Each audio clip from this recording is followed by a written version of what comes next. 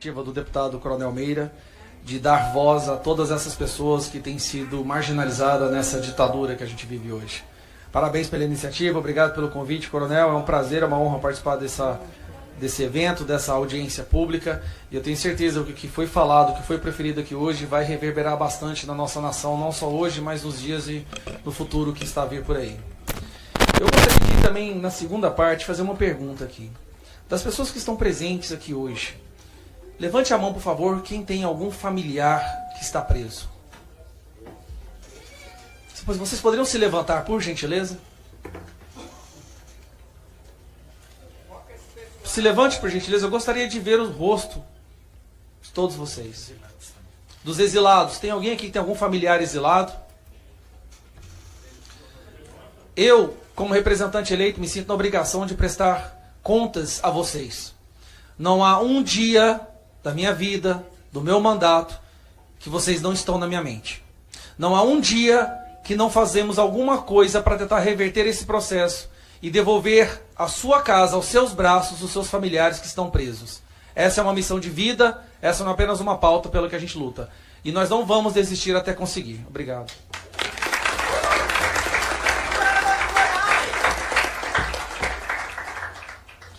Quantos presos políticos nós temos no Brasil hoje? Alguém sabe me falar? 78 na cadeia e 1.500 em casa. Errado. Nós temos 217 milhões de presos políticos. É essa a percepção que o Brasil vive hoje. Obviamente, alguns estão em situações muito piores que outros, mas todos nós estamos dentro de uma nação que se transformou em um presídio. Porque as nossas liberdades estão sendo retiradas diariamente. E a definição de uma prisão é ter sua liberdade retirada. Nós estamos perdendo a nossa liberdade de falar, de nos posicionar, de defender o que nós acreditamos. E quando a gente quebra essa regra, aí eles aumentam o tom. E ficamos nessa situação de perdermos a nossa liberdade de ir e vir, enclausurados. Mas nós estamos todos enclausurados em um estado, uma nação, prisão. O Brasil é praticamente uma Cuba, Venezuela. Até para sair daqui está ficando difícil. Até quando um jornalista vem entrar no Brasil, ele está sendo detido. Isso é ou não é uma ditadura? Bom, todos que estão aqui sabem, melhor do que eu, inclusive, vendo as falas da Carolina, do Ezequiel e dos outros, e dos meus colegas parlamentares, eu venho aqui para falar do futuro. O que a gente pode esperar dessa nação? Tudo foi feito muito bem programado, muito bem articulado para que vocês jamais saíssem às ruas e defendessem o Brasil. Os seus familiares estão pagando alto preço por isso. Mas a mensagem é clara. Não saiam às ruas mais. Não tentem defender suas liberdades. Desistem dessa democracia, porque agora o sistema vai reinar. E é por isso que eu faço questão de olhar na Câmara e dizer para Alexandre de Moraes, se esse era o seu intuito, você perdeu. Você perdeu e perdeu feio. O povo brasileiro não vai desistir do Brasil. Podem me prender, podem prender o Meira, o Farrur, podem prender a todos que estão aqui, Sebastião, mas mesmo prendendo todos que estão nessa sala hoje, você perdeu.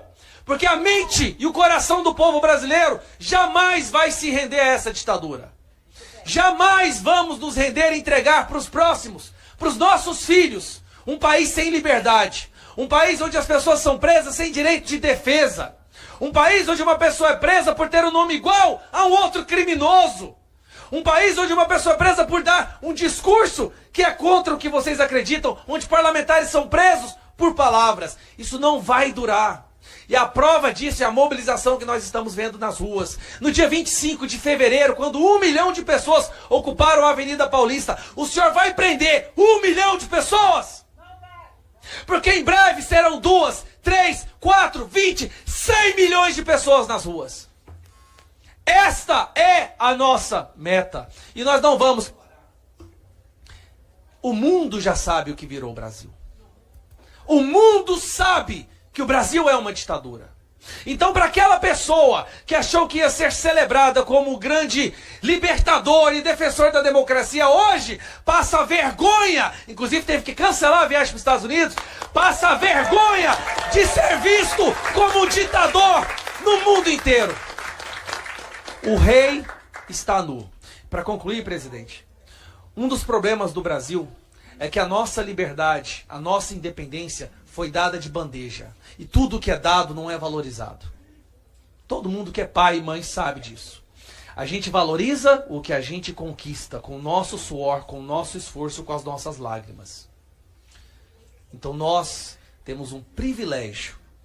Nós temos o privilégio de sermos a geração que vai conquistar a verdadeira liberdade do Brasil. Que vai conquistar a verdadeira democracia do nosso país. Porque somente quando esses valores são conquistados, eles se consolidam na cultura e no ideário do povo brasileiro. Nós vamos vencer. Vamos sofrer? Vamos. Temos medo de sofrer? Não. Não. Pesquisas recentes mostram que mais da metade da população brasileira percebe que o Brasil é uma ditadura do judiciário. Ditadura do judiciário. 60% da população brasileira, de acordo com a última pesquisa, fala que o povo tem medo de dar as suas opiniões nas redes sociais. Enquanto isso, pessoas sendo presas por opinião, ao mesmo tempo, traficantes corruptos estão sendo liberados. Me fale um corrupto que está preso hoje. Me fale, alguém lembra? Um corrupto que está preso hoje? Não, eles estão sendo colocados onde? Em prefeituras, está sendo colocado em ministérios, estão sendo colocados na presidência do Brasil. É verdade.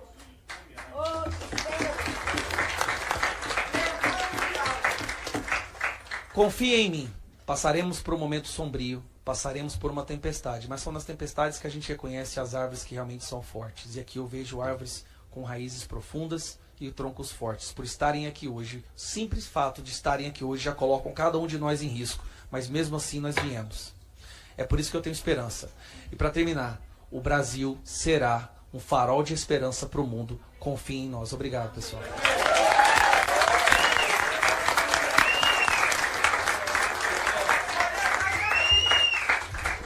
Obrigado, Gustavo. Com a palavra, a advogada Geusa Santana da Silva, uma das mulheres que eu tive o prazer de conhecer aqui em Brasília, uma advogada guerreira lá na Colmeia, na Papuda, e que libertou, tá certo, uma pernambucana, minha amiga, minha irmã, lá do meu município de Camaragibe, a Dilma, e tantas outras pessoas que, se fosse estar aqui, o teu trabalho, tá certo, é espetacular. Geusa, aí queria pedir a Dilma para, se puder entrar aí, tá certo? Ela também não vai poder falar, tá sendo orientada a não falar. E a Geusa está aqui em Brasília e vai ter agora a sua fala. Coronel Meira, eu peço licença para hoje cumprimentar a mesa na pessoa do desembargador Sebastião Coelho, pelo seu aniversário e por sua trajetória de vida.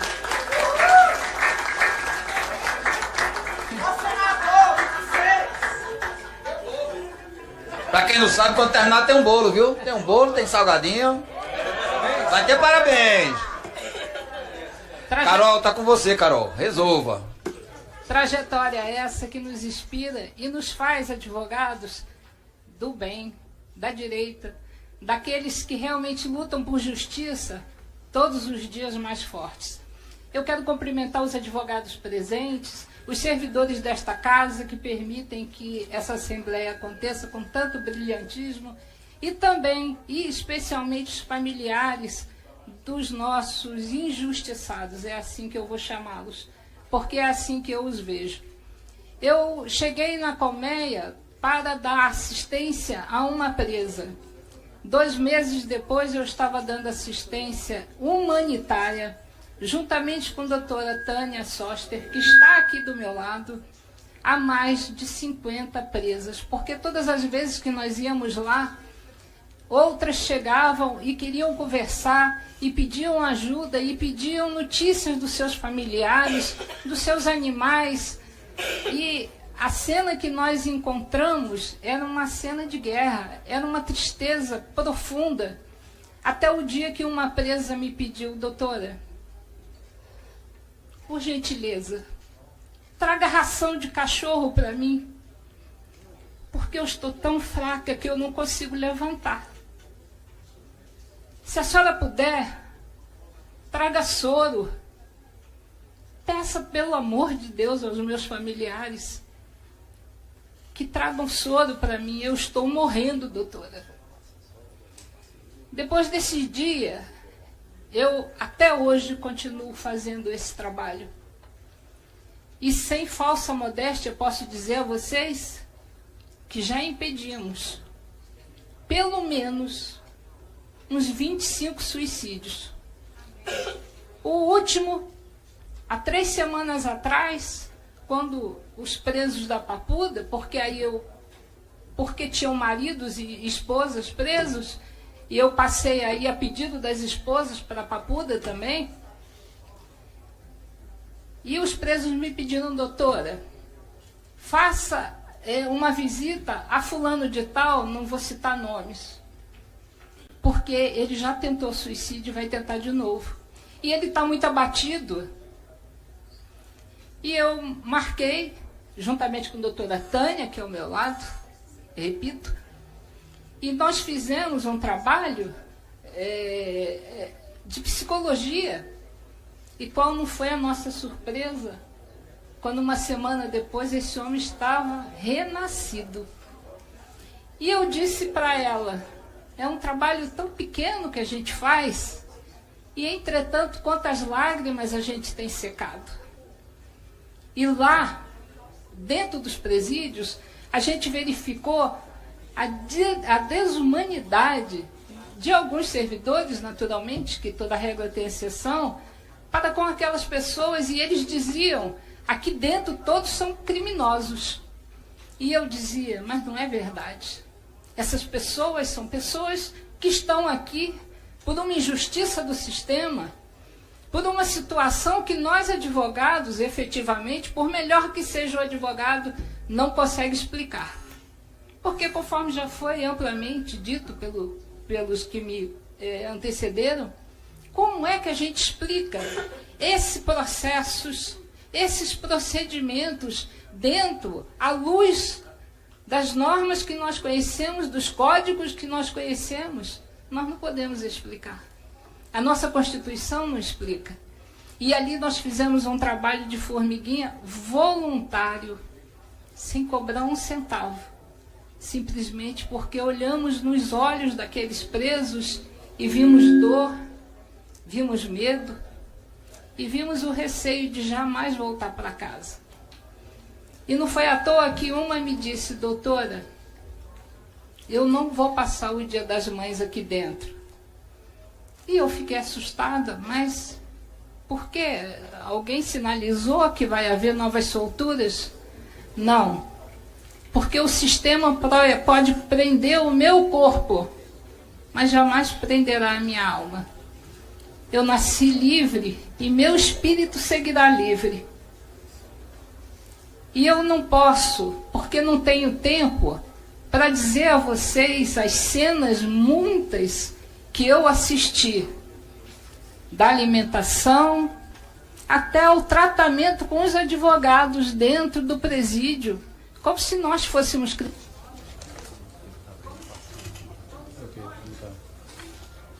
Pode seguir.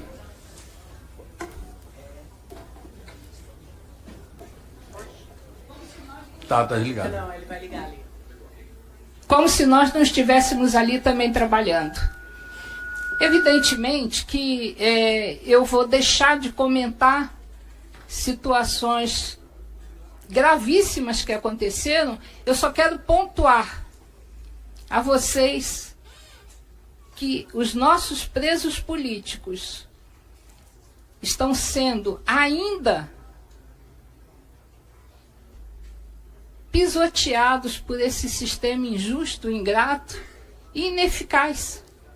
E mesmo os que estão soltos sofrem com a tornozeleira, que os impede de qualquer ação, que fere alguns, que fazem com que cirurgias sejam adiadas, porque médicos, alguns, não fazem cirurgia em quem está com a tornozeleira. E pedidos são feitos ao ministro para que eles sejam liberados da tornozeleira para a cirurgia, e até nisso encontram dificuldade. Então, senhores, eu não consigo entender um sistema que massacra tão fortemente pessoas que nenhum crime cometeram. Porque ainda que eles tivessem depedrado, ainda que eles tivessem quebrado todo o Congresso, não seria causa para as penas tão altas que nós estamos vendo. A todos eles, eu peço, a todos que aqui se encontram, não podemos desistir. Vamos dar as mãos e sermos cada vez mais fortes, no sentido de que, se houver justiça, não haverá injustiça. Se houver justiça, não teremos julgamentos tão cruéis. E nós, especialmente os operadores do direito, não podemos nos calar diante de atitudes que rasgam a nossa Constituição todos os dias. Os códigos que nós estudamos e aprendemos, o doutor Sebastião sabe bem isso, nós, de certa forma, somos presos a eles. Deveríamos ser, porque hoje eu tenho que declarar, acho que eu não aprendi nada. Porque tudo que está acontecendo aí eu desconheço.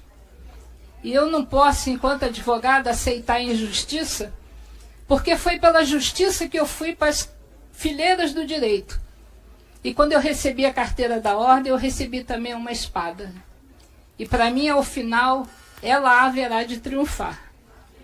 Porque pessoas como nós, e essa sala está recheada de talentos do bem, pessoas nobres, pessoas de virtudes, pessoas aguerridas e pessoas que não se deixam abater tão facilmente, por elas, por nós, a justiça haverá de triunfar. Parabéns. O nosso senador Magno Malta, direto do hospital, vai entrar agora conosco aqui. Tá certo? Quero agradecer de coração, Magno, de todo o Brasil, pela sua luta. E a gente sabe que você está agora no hospital, mas vai fazer uma fala exatamente para todos nós, para todo o Brasil.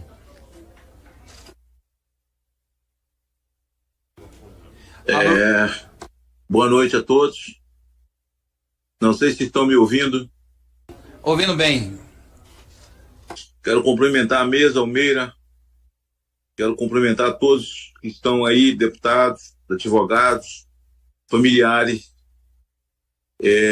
aqueles que estão conosco na internet. Eu não poderia deixar, nesse momento, de atender o apelo do nosso deputado Coronel Meira, que, iluminado num insight de Deus, para poder botar no papel, discutir e levar a plenário. E acredito que nós o faremos para que o dia do patriota, o dia do conservador, o dia do brasilista se torne o dia 8/1, 8 de janeiro, o dia 8. Dia 9 aconteceu a grande tragédia, onde inocentes foram levados para uma tocaia em nome da justiça, da liberdade e da democracia. Ninguém recebeu voz de prisão. Foi uma falsa comunicação. Entrem nos ônibus e estarão seguros. Ao rodar a cidade de forma combinada com a velha e suja imprensa, dizendo que eram golpistas, homens e mulheres trabalhadores, trabalhadoras, mães de família, empreendedores, brasileiros que não comungam com o comunismo, nem com o decálogo de Lênin, brasileiros que amam a vida, que são a favor da vida, contra o aborto, ideologia de gênero, escola com partido, contra a pedofilia, abuso de crianças. Essas pessoas, 2.000 pessoas. Me lembro que num ato falho, seguido, no Senado, o senador Randolph, num ato falho, disse, em um só dia, prendemos mais de 1.000. Prendemos? Quem prendemos, cara pálida? O Senado, afinal de contas, prende alguém? Parlamentar, afinal de contas, prende alguém? Na verdade, o que houve foi vandalismo. E um vandalismo que foi calculado para que os vândalos pudessem entrar. Por exemplo, eu estive Muito, muito e muito na Papuda. Muito e muito e muito e muito na Colmeia. O vídeo que aparece G-Dia e os chamados baderneiros que circulam lá, nenhum deles eu encontrei na cadeia. Nenhum deles estavam na Colmeia ou estavam, muito pelo contrário, quando lá se apresentam perto de G-Dias, eles estavam muito bem limpos, com mochilas muito bem limpas, e o fotógrafo jornalístico da Reuters, contratados, porque eles fizeram isso para um documentário.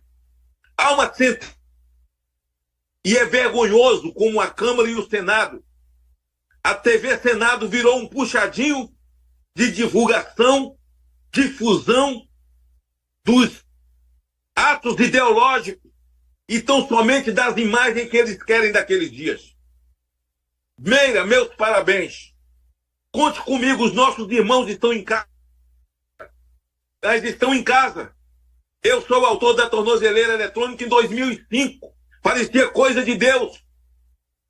Mas quem mandou prendê-los e colocar depois uma tornozeleira no Cine, não pode andar, não pode sair. A família está presa e hoje é no mundo inteiro. Com medo de prisão, com medo de perder o passaporte. Nós estamos caminhando porque estamos lutando. Ulisses dizia, só o povo pode ajudar o povo.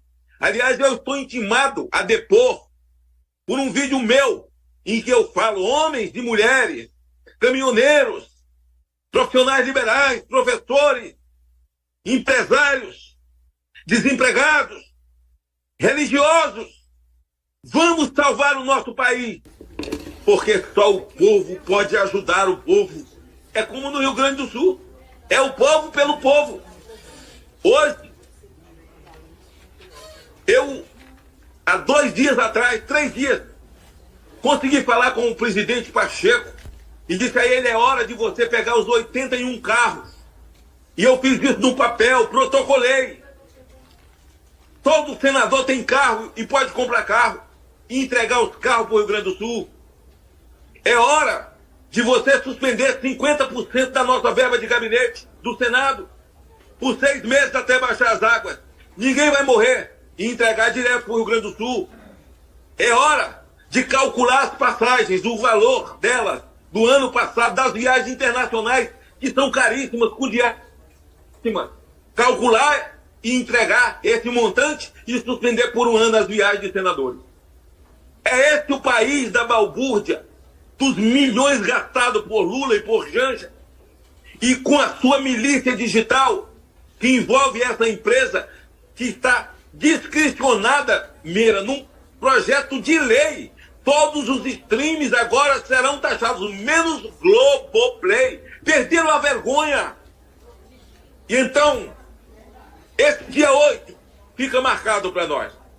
Vocês que estão aí me ouvindo, não enrole as suas bandeiras. Não saiamos das ruas. Só o povo pelo povo. Eles podem vir para cima de nós. Eles podem até criar prisão perpétua. Porque eles podem inventar tudo. Eu estava ouvindo a advogada e disse, eu não aprendi nada. Porque tudo que está aí eu não aprendi. Nenhum de nós. O ordenamento jurídico desse país, se ele ainda existe, está nas nuvens. Então é tudo feito numa canetada. Nós estamos vivendo o ridículo, mas o mundo tomou conhecimento. Quando a cidade foi sitiada por os assírios, diz a Bíblia, eles montaram uma base militar em frente, a cidade fechou. Não tinha mais água lá dentro da cidade, não tinha mais comida, não tinha mais pão, não tinha nada. As crianças estavam gritando, morrendo de fome, não podiam mais sair. O exército estava esperando. Deus usou 4 leprosos, que estavam pelo lado de fora. E esses leprosos foram, gente. Eles disseram um para o outro, nós já estamos mortos. Se eles nos matarem, nós já estamos mortos. E se não matar, vai nos dar comida, nós vamos comer. Porque o leproso era condenado a viver longe da sua família. Eles caminharam para a base do exército. E ao chegar à base, eles ouviram sons de trombeta de animais. E como um grande exército que vinha no encontro deles, eles fugiram, foram embora. Não era. Era só 4 leprosos. Eram. Eles comeram, beberam, bateram a porta da cidade, abriu a cidade. E a cidade foi salva por 4 leprosos. E nós estamos recebendo ajuda de quem está fora da cidade. A ajuda está vindo de fora. O mundo sabe. O Congresso americano sabe. Os conselhos americanos sabem. E estão tomando providência. O mundo sabe. Eu fui a primeira viagem a Nova York. Depois fui a primeira viagem a Washington. Nessa segunda ida agora dos senadores, eu não fui. Mas essa audiência foi marcada por mim, pelo senador Girão. Essas advogadas que aí estão abnegadas, a ordem dos advogados, o seu presidente devia ter vergonha de permitir que os advogados sejam tratados de forma como se fossem débeis, irresponsável, e eles coragem com a vida humana. Eu quero pedir uma salva de palmas aos senhores advogados que estão aí, advogadas, que não abriram mão em nenhum momento de lutarem por essas vidas inocentes que estão pagando no Brasil. Mas essa hora vai chegar porque Deus é grande, Meira. Parabéns, Meira, pela sua iniciativa. Parabéns, conte comigo. Eu ainda estou em convalescência, mas não estou mudo, não operei a garganta, não cortaram a minha língua, eu só estou convalescendo. Mas a minha voz, ninguém vai calar. Parabéns e obrigado pelo convite. Obrigado, grande senador. Obrigado, e queríamos nós que o Senado tivesse vários senadores como o senhor. Com a palavra, o nosso grande deputado federal, Osmar Terra. Eu queria começar fazendo uma consideração aqui, para acrescentar, né, em termos de debate. Quem é o dono do Brasil? Né? É o povo. Como é que o povo exerce o seu controle do país? O povo exerce o controle do país através, usando o artigo 1º da Constituição, parágrafo único, todo o poder emana do povo, que o exerce por meio de representantes eleitos ou diretamente no termo dessa Constituição. Nós não podemos reunir o povo toda semana para ouvir o que ele quer. Quais são as ordens do povo? Por isso que de 4 em 4 anos, o povo diz, quem vai falar por mim é o deputado tal, é o Faur, é o deputado Meira. É o povo que determina quem vai falar por ele e quem é que vai decidir as regras que ele vai viver nesse país. Não é o Supremo. É o povo que decide. É o povo que cria a prerrogativa de que quem vai decidir sobre drogas não é o Supremo. É o Congresso Nacional e em particular, essa casa, a Câmara dos Deputados, ela é a representação legítima do povo brasileiro em toda a sua grandeza. Na grandeza que ela tem. Porque aqui não tem voto jogado fora, aqui não tem voto majoritário. Aqui todos são votos proporcionais e são eleitos pela legenda. Quem não elegeu seu deputado pode estar elegendo indiretamente outro deputado. Não perde o voto. Voto majoritário, quem votou num pode ganhar. Quem votou no outro pode perder. Então o voto só vale aquele que votou no que ganhou. Aqui é o poder real que existe no Brasil. O poder real não está fora dessa casa. Essa casa tem o poder real de comandar o país, de ditar as regras, de dizer o que quer, inclusive para os outros poderes. O presidente da República tem que tomar posse nessa casa. Senão ele não é presidente da República. Ele tem que ser aceito por essa casa quando ele toma posse. Então nós temos que fazer valer esse direito, essa regra, que é a regra maior da Constituição. Não tem nada mais importante da Constituição que seja quem manda no país. E quem manda no país é essa casa. Pode ter defeitos, pode ter problemas com deputados, pode ter, mas é essa casa que tem que conduzir o processo democrático. Não vai ser nenhum outro poder que vai dizer que nós não podemos ser livres na internet, que nós não podemos dizer o que nós pensamos na internet, que se contrariar esses outros poderes vão dizer que é fake news. Quem é que diz o que é fake news? Quanta mentira nos contaram esses últimos anos, inclusive na pandemia. Quanta mentira nos contam hoje, que interessa ao governo brasileiro, mas não interessa ao povo brasileiro. Essa casa tem que fazer valer a sua grandeza e conduzir um processo de pacificação desse país e de anistia, para que se retome o trabalho nesse país, o trabalho sério, o trabalho visando a prosperidade do país, e que não fique paralisado por processos de exceção como nós estamos vivendo. Essa casa tem essa responsabilidade, senhor Coronel Meira, né?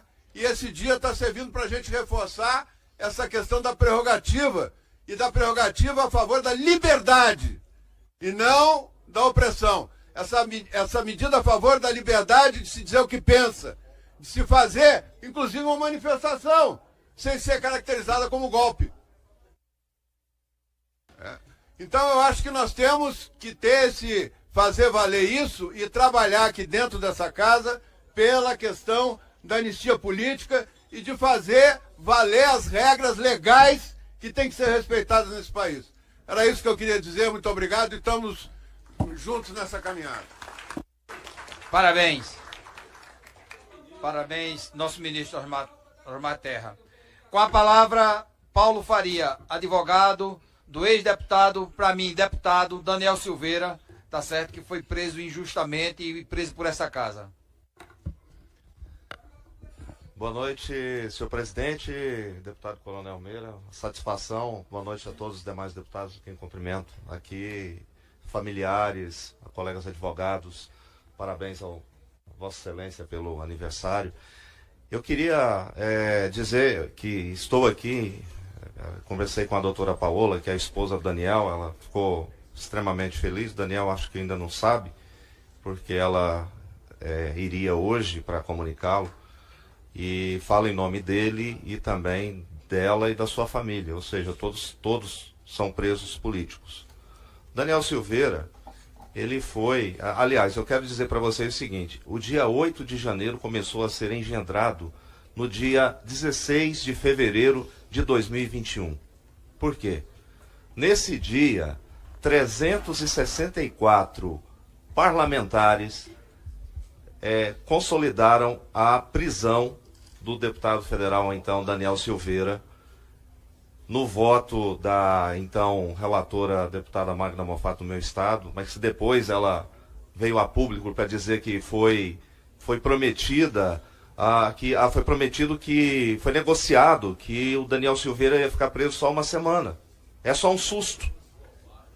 Só um susto. Um susto que agora se converteu em 8 anos e 9 meses por crime de opinião que não existe, pelo menos até então, deputado, eu não conheço, se alguém puder me dizer aonde que está esse crime.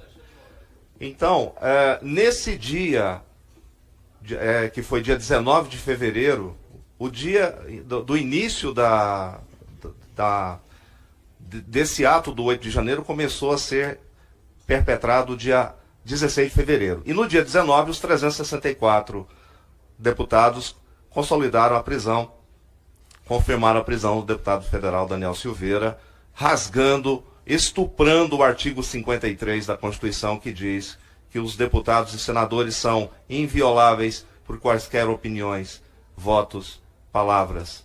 Ele estava, apesar de, e aqui eu não estou concordando com as falas, e o próprio deputado pediu desculpas depois pelo excesso, mas não era e nunca foi motivo de prisão.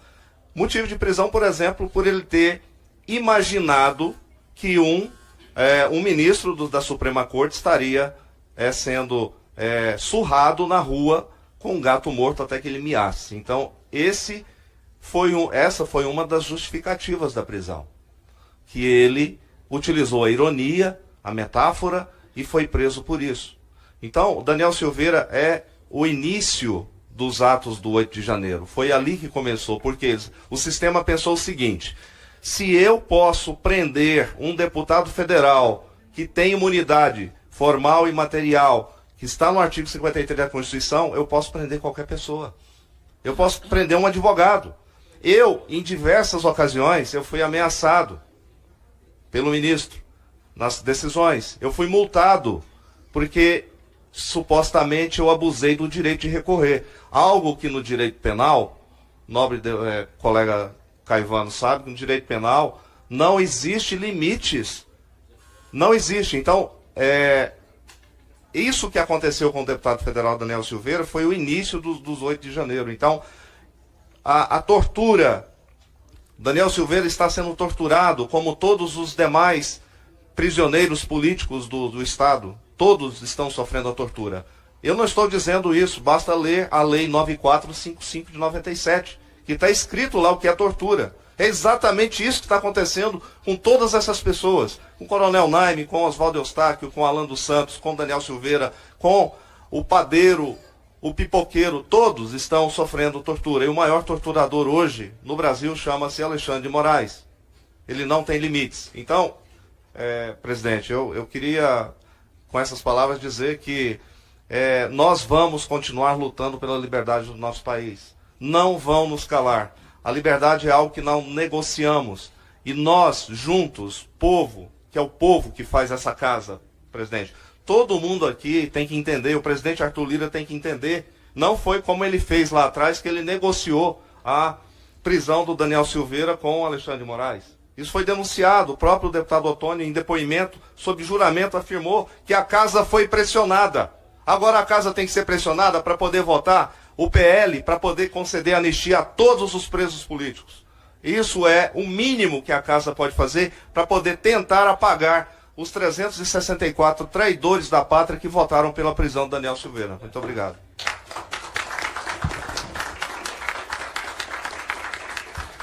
Obrigado, doutor Paulo Faria, e leve para o nosso amigo Daniel Silveira um abraço e diga que nós estamos aqui vigilantes e atentos e lutando. A gente não vai desistir.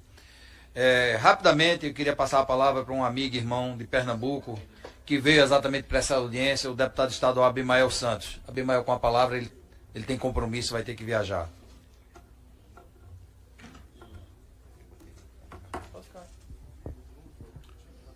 Boa noite a todos.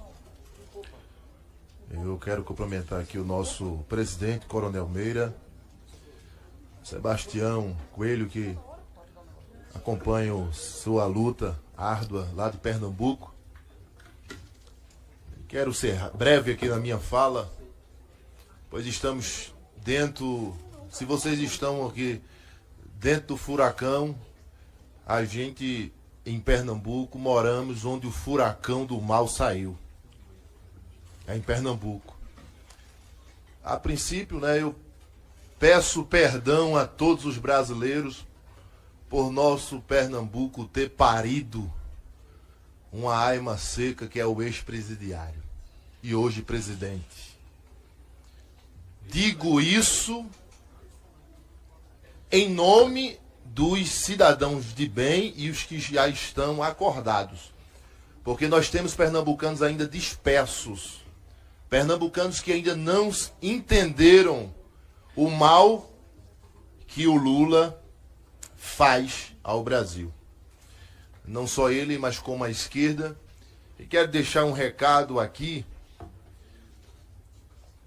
para a esquerda do Brasil. Não alimente essa fera chamada Alexandre de Moraes.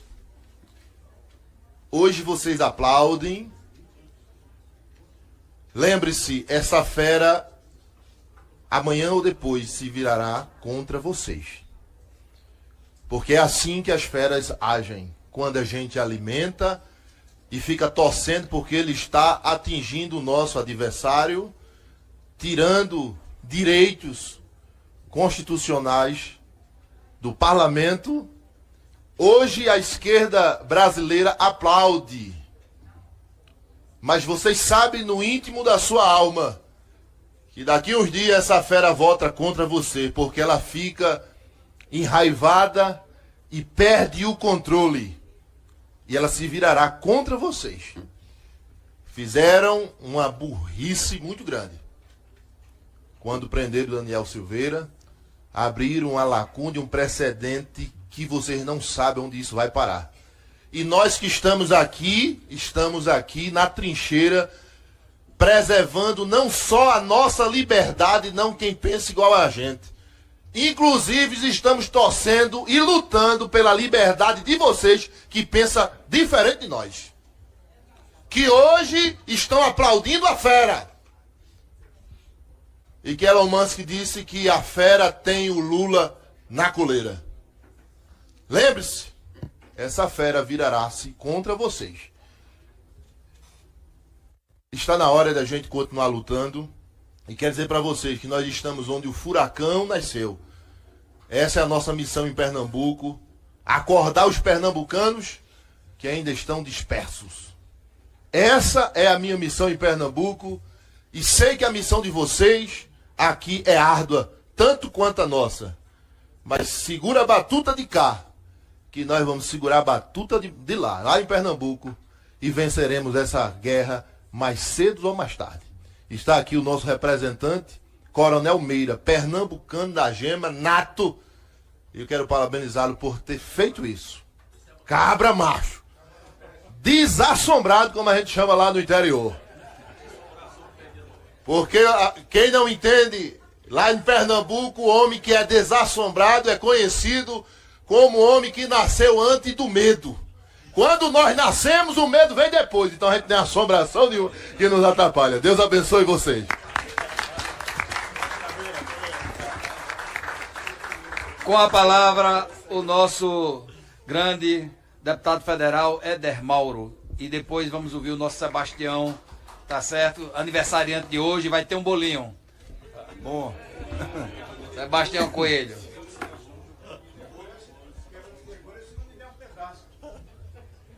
Som. Obrigado, senhor presidente. Quero cumprimentá-lo, Coronel Meira, pelo grande evento. Cumprimentar todos na mesa, desembargador Sebastião.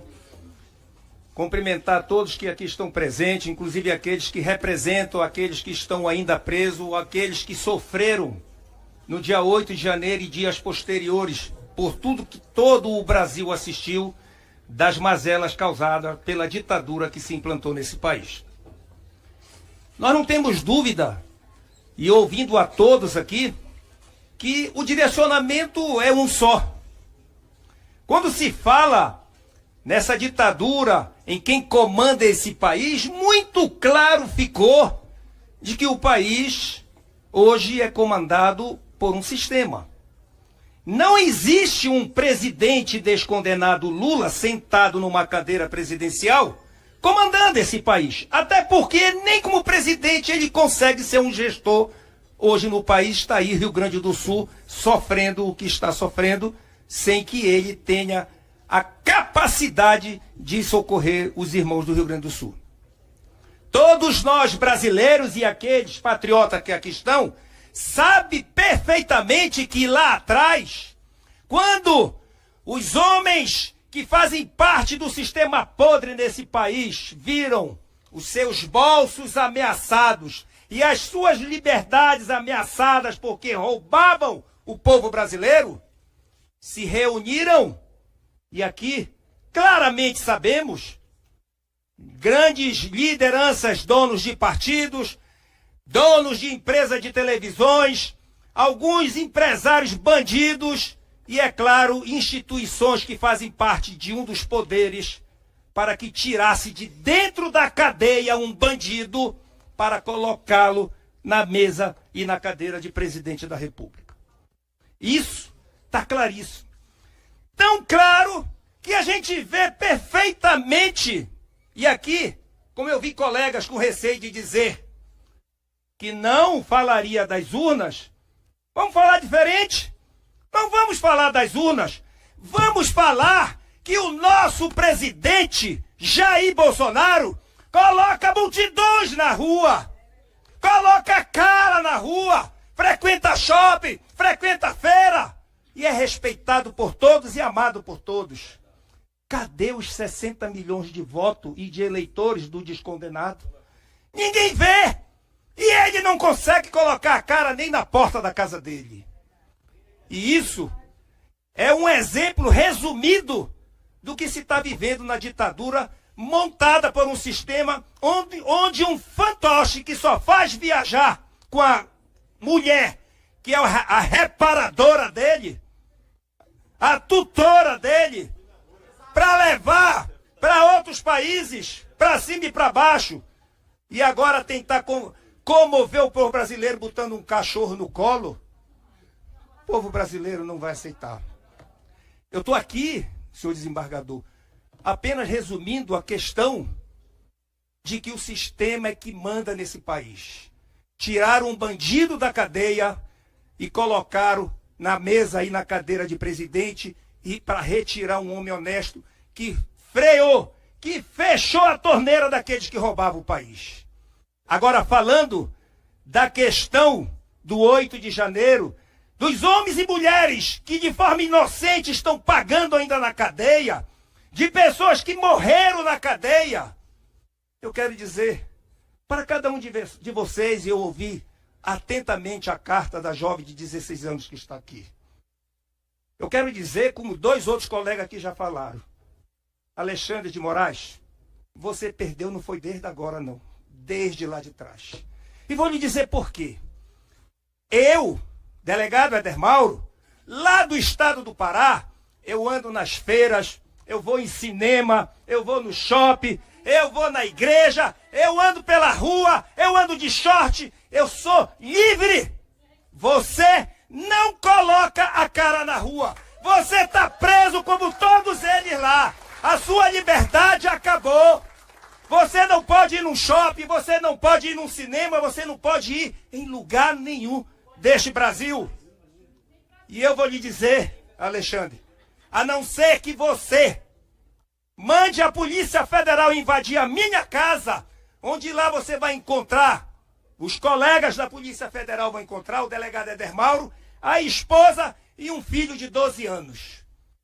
Fora isso, só minhas armas, que são todas legalizadas perante a Polícia Federal, por ser um policial que já sofri várias vezes atentado por traficantes que muitos colocam na rua e prendem inocentes como patriotas. A gente vê patriotas serem condenados por 17 anos quando se vê a covardia de traficantes sendo soltos, inclusive com helicópteros, lancha e dinheiro sendo devolvido. Nós, brasileiros, não vamos nos espantar, já foi dito aqui. Teve bandidos políticos que foram condenados a quase 500 anos e que hoje estão rindo do povo brasileiro. Vocês não se espantem se começarem a devolver o dinheiro que eles roubaram e devolveram para o país. Mas isso, como já foi dito por você, colega, começou lá de trás. Quando aqui nessa casa, 364 deputados se acovardaram e simplesmente fizeram com que Daniel Silveira, deputado federal, fosse para a cadeia. Porque obedeceram, como já fora dito, ordem de donos de partido. Eu recebi essa ordem e eu disse comigo, não, meu amigo. Eu vou pela minha consciência. O povo que me elegeu lá no estado do Pará, pela parcela do meu estado, me elegeu porque acredita e pensa como eu. Eu não vim aqui para me acovardar e para me vender para dono de partido ou por cargo ou por emendas. Eu não vou votar para botar Daniel na cadeia porque vocês querem. Eu vou pelo que eu penso e pelo que o povo me confiou a fazê-lo. E Daniel Silveira está na cadeia de forma covarde, assim como estão os patriotas, porque estavam com a bandeira no corpo, porque estavam com uma Bíblia na mão. Enquanto os bandidos desse país estão assumindo cargos de ministro, estão assumindo cargos em outras diretorias, e muitos deles rindo do povo brasileiro. Essa covardia, senhor presidente, não foi só da Câmara. Para mim, a maior covardia que existe em todos os 3 poderes é do Senado Federal. Para mim, o presidente do Senado Federal é o mais covarde brasileiro que existe na face da terra. Porque tem o poder de equilibrar os poderes, de fazer com que o judiciário que aí está não faça o que está fazendo. Prendendo inocentes, botando na cadeia senhoras, homens, mães, pais, Muitos que deveriam estar com a sua liberdade e com a sua família em sua casa. Por isso, eu quero aqui me dirigir a você que está me ouvindo aí. E eu sei que isso vai chegar lá. A minha casa está lá. É aberto a todos. A todos. Se entrar lá, serão recebidos. Se me levarem, vão levar um inocente, mais um inocente. E de forma absurda, de forma ditatorial e talvez até me tornando um preso político. Mas não me acovardarei perante o povo brasileiro, jamais. E a luta vai continuar. Não quero que o meu filho de 12 anos, Faú, lá na frente, olhe para mim e diga: papai, por que o senhor se acovardou quando o senhor poderia ter falado? E eu aqui, meu filho, estou falando por você. Obrigado, gente.